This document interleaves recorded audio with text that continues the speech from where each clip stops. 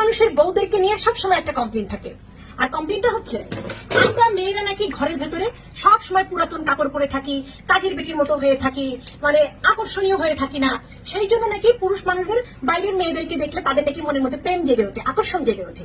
ঘরের বউদের দেখলে এরকম পচা কাপড় চোপড় পরে থাকে, তারপরে কাজের বেটির মতো থাকে, সেই জন্য বউদেরকে দেখলে তাদেরকে নাকি আস্তে আস্তে ওই ভালোবাসা মরে যায়। হ্যাঁ, সেই ভালোবাসাটা নাকি আর থাকে না।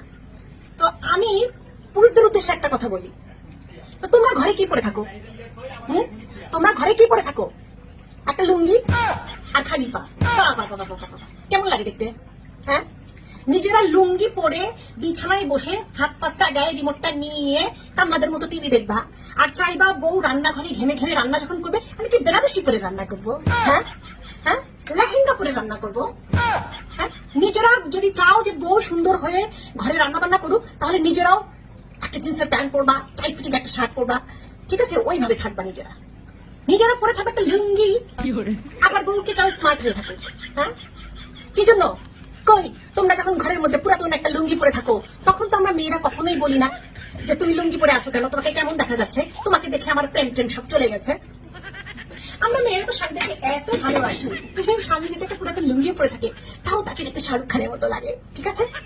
আই ছেলেরা, চোখের দৃষ্টি দৃষ্টি ঠিক করো, বুঝতে পেরেছো? তোমাদের